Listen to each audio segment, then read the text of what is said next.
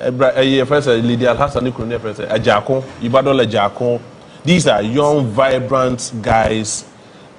Winner free NPP within less than 10 years. I mean, what does this mean for our democracy, any NPP party? Yeah, I think it's sad. A young man of this stature, all of a sudden, pass on in the manner that we saw, because I'm for say Omuhuno on the weekends now. Sure. But maybe because of the background I come from, very often I disagree with people. So you are sick, and then you should accept that. And there is nowhere actually say just away and send away. Yes, or if you hospital, you understand some of these things. And maybe actually say just away and send away. So some of these things is quite unfortunate, but I think we only say family in this difficult time, you know.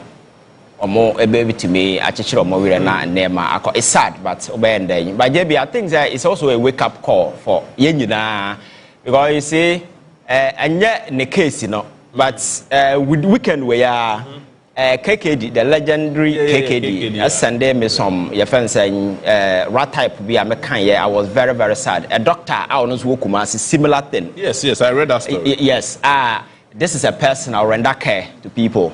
On your cardiac, your friend saying, yes, just like we are cardiac, we are now he needed your friend say catalog, catheterization. Sometimes, you know, say I did any thrombosis, a blockade, black vessels, never blood into me. So they needed to do your friend say angioplasty and a stent. Say, but yeah, obey me unlocking a few, and I say, bypass, na blood at me a flow.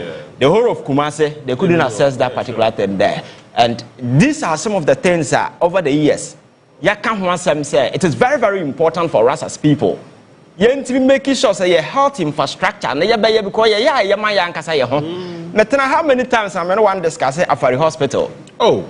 You know, and see, your friend saying, John Kuma, or Yari Kumasio, he could have accessed that facility because a modern facility, but I brought by you know, a binder Hunyan Sasa, no Kafaria, at the Japan Sanabusu. Yet the network came, Epinu Kumasi, crack one year pinche, to whom small hospital, and obey we and American you can be rich, wait me out with Yassicana, every ever torn hospital crown who knew. Mita Kando, son of Fini, Nikrum, baby and neighbor. Okay. Obey accident, I will cry so. He ended up at Covano. Yeah, Nana walking. Your friend is saying, former vice president of this country, no, Jim. How could see some of these cardiac ways. So I think there. A wake up call, meant never being Gazana or passport and a military bridge. Young Kuma de Toro, not all the plane no crowd will new one our fraco. Because health in it, me too, anytime be.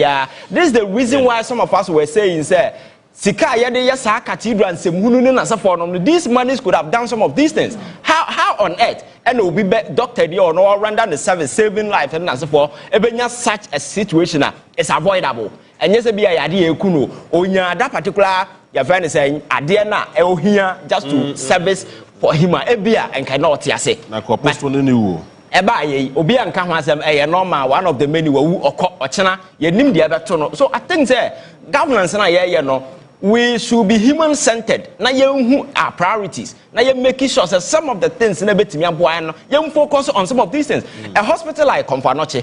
How on earth can you say you don't have catalog, our hospital? And I'm told that most of the facilities don't have.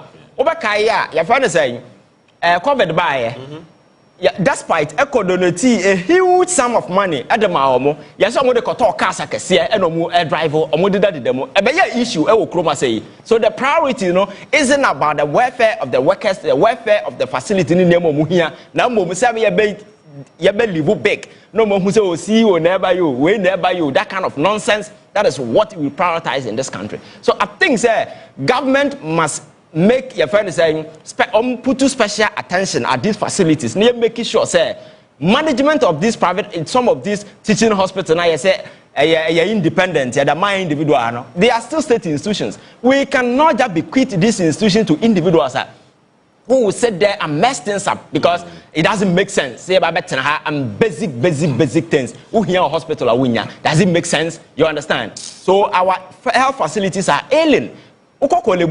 And I've had the benefit of being there. unya wura inside na dan no crazy ho no se wa hu kolebu ni se de sitia e bia wo te chiri na wo te kolebu ohu na de kakra bi uko wura ma na ba hu se ya fa ne say wo se kura ba fem Bedem papa ko ho, it was terrible. and 37 is the same thing. But this is the time a man for a developer your friends say medical conditions are me say one day go to the surgical ward na ko breast cancer obi a amputate one aka one obi o ha we twa two ni nyina to agu go and look at what people are going through there. But the health needs, we are not meeting them. You understand? So I think we need to make conscious efforts. Invest in health. Because anyone can be a candidate at a hospital, or you can be a patient anytime. It could be through accident, it could be through cardiac arrest, it could be through anything. You understand? So I think as a country, some of these, because of knee-jerk reaction, as some way who say you sooner this week we will call radio sooner, but in Yansadia we will not do some of these things. How often do people even do health education on situations like this, moving up and down, stressing and so? Because you see, human nipa da sene is so fragile to the extent say any listen be a hanudi one, especially what is involving the heart and so forth, you can die. And this notion say on yarewa uno, I think that we should tone it down. You can die anytime. All right. Just make sure that you take precaution. I am for more your buying. Mame fasa kwenya isu na me nwehye minu na Kwame Jan eso yakọ eno ani papa free mu, and it's so hard and so sad, and say I think I spoke with him on Sunday. Was it Saturday or Sunday? Yeah. Adechi ya enra ena Oma Minyan nti yese ne papa free mu. Nana Kwame Jan ma yakọ. Nana JB, yes. Hosem, because Oshe and Eskumi after 2024 election back and forth, no hard dream. Say nanu ya odi nkunim.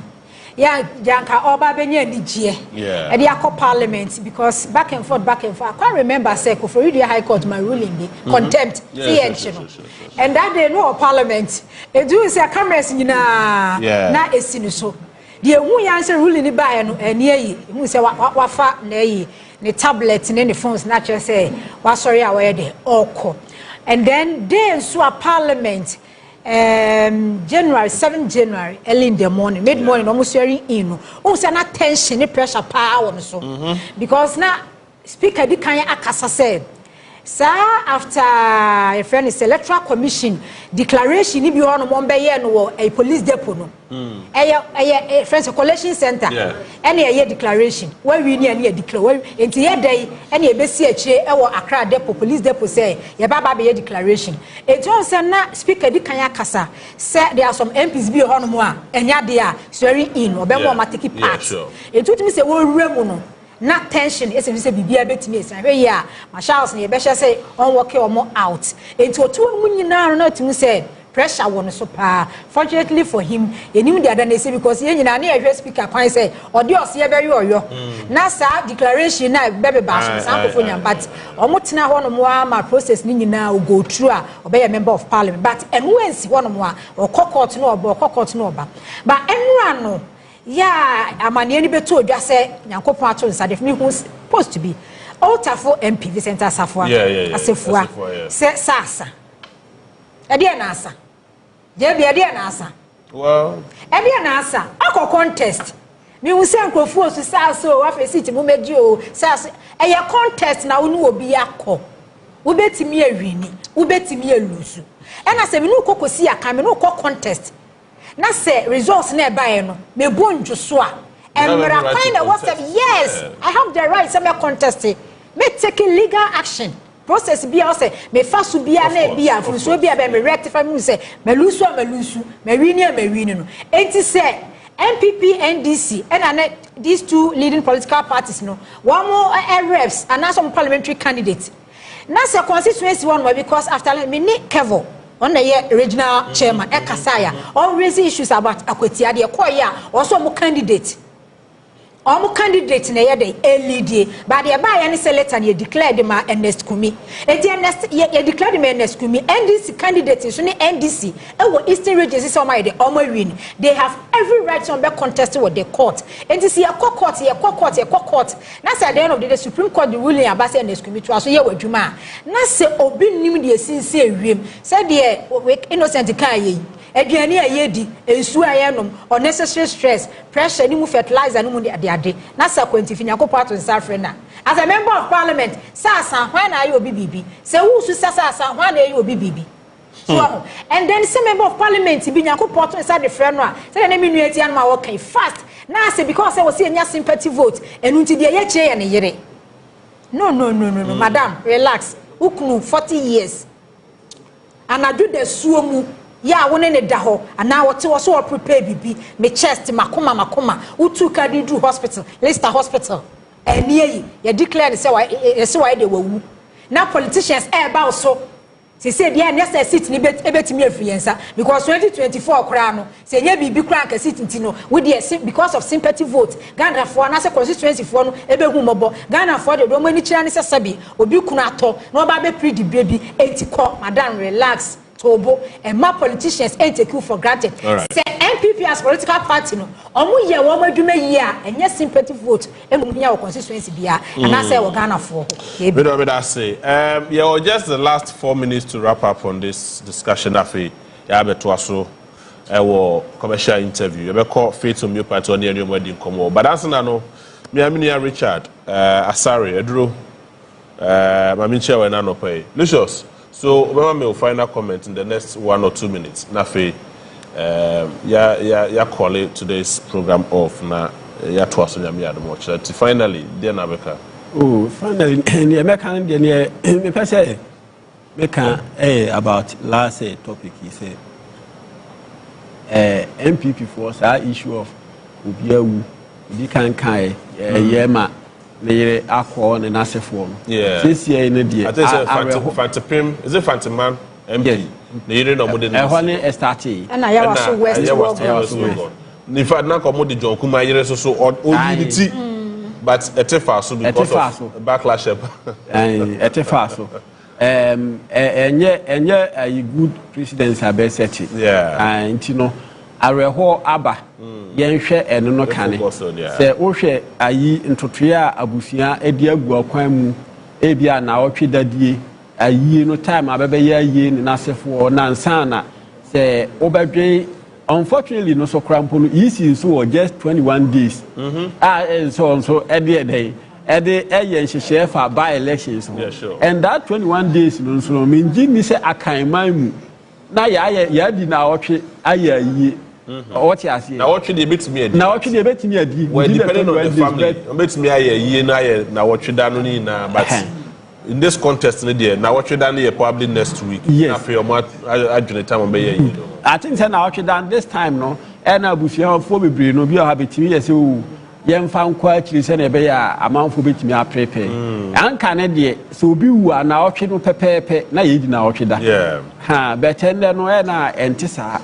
However, no. Say ye na otwe da pepepe no ye bedi ana say be time ben ana say time ben ye be ya yi no ye ni kan hwe areho na aba no enkane ansa na ya ba bedwen by elections ho adan oba na nko by elections a den ne ba ene ya me no kasa kura de NPP for ope kura mpa yenye ayi Ghana ha city na ye nko by elections still I will be losing enti ben to bad winning 87 kwa hwe nka bi I see. All right, Ivan, the next 1 minute now, you're wrapping up. Oh, Jebi, I think, sir, yes, Ghana for your state institutions. So, because my culture said they are the foundations that your democracy is so. So, when they begin to show signs of worry, incompetence, and some of these obvious biases, now you as a country, we only endanger our prospect. The prospect of our democracy because when you had the sub-region clearly you see countries are swapping democracy for coup d'etat. And I don't see Togo. Yeah. President no papa tina for almost 40 good years no. Or no who ye na batena so. Papa no be wunu na constitutional requirement in terms of age. You cannot omit it because now you needed to be 45 before you be president. But the papa make sure you take over 35. Sabe ya uwa na ban be take over, and they did it. The banner rule since 2005 up to and 20 good years in there. Was since constitution and the why say president na Togo for 2 and what just power na free Togo for some say parliament they have 2 chambers, Senate and House of Representatives. Omo to abayi the your friend is saying president of council of ministers or performing all the functions of the president. Sa is some hunu way you so and ECOWAS and other institutions to no more boom when you so no because no option to Togo then ECOWAS will be shouting out there say yeah they are meaning as a for alcohol. I think that you see we must begin to guard against some of these things. Yeah. Because and whether you like it or not, citizens are becoming enlightened, getting involved in politics. First and I say, oh, uncle school now when you see and about your one say Ukoshi will be on Makola market now no ordinary politics. I don't him win him. Yeah, that's because people are reading, people are listening. Yeah. So people are becoming increasingly enlightened. I think we must begin to guard state institutions against some of these inefficiencies where individuals come and they adopt this hostile, belligerent position. So it's a caution. I think the Electoral Commission, sir, Ablekuma issue will resolve here. All of them should resign and go home. Why no? Easy for these jokers, all of them should resign and go home. Just to save Ghanaians that I they ever go through another petition. You're fine saying headlines are hold on and as a forum no. Because Ghana for deserve better this time. Because you see rebranded, reset Ghana. That Ghana no must renew hope, bring confidence and engender trust. Sabaya Ghana and you can relate and be proud of our non-Kasan institutions. But you will not be growing when you have jokers still masquerading these sensitive institutions. Ebasa MYN. But I say, innocent. Another. JB, America Chrome, okay. Me trust with the phone in me from for Electoral Commission there now. Said the Dr. Saribos me maybe can say NDC a trade to Ghana's democracy. No. After 2020 general election, Electoral Commission be a trade to Ghana's democracy and Ghana's development, Ghana's growth. Electoral Commission headed by Jena Dukwemensah and as Electoral Commissioner as a board. Electoral Commission, no, check the leadership. I'm talking about the leadership of Electoral, not the institution. Yeah. Oma be a threat to Ghana's democracy. And you know, sir, Chief Justice process no within the muno. Yenhwe na henwie in them. Oh, they haven't sacked it, but they will sack it. Yeah, omo in them because the Chief Justice they call president ho, and the Electoral Commission chairperson for so dey so be call Chief Justice was CJ ho. And see omo fast track this process no Chief Justice dey ni ehunu because they say Miriam Kai say she's honest. Waduru so why just process bi no nem waduru na Jemensa Saribos ma mo so dey ne yentoa so because the see 2020 no say Ghana for no ma wo mani da ho no say 2024 election no say na etie bia na Akufo Addo ka oda bi dai owu nkwankwa ye gina ho mani electoral process no ba ya enka bia nka the see 2020 no e be ye worse than the see 2024 and then even after 2024 no kwa no ene ma mu ye bia che say omo nsesan untimi sorry prekope nka say wo kwa akoye rerun e wo bra ye gu mra kora wo gina so wo de ye adwuma no ma ba ye threat to Ghana's democracy. And President Mahama process be a would CJ name yenentem. Ghana for so amoya amo say no match and you process. No your match so be resign. So omo resign as you process it there. From a process yen fast tracking in them because I see you bring sanity. Our state institution, especially those independent state institutions now. Omo ma ho no mo to say political party be honest na omo ye niema. E de ma political party na bia abemu mpanifo no. Na o mining timi fa into pa infra. All right. Nti ha na ye de Ghana sensem no besi. Mame na Lucius ase. Lucius me da ase.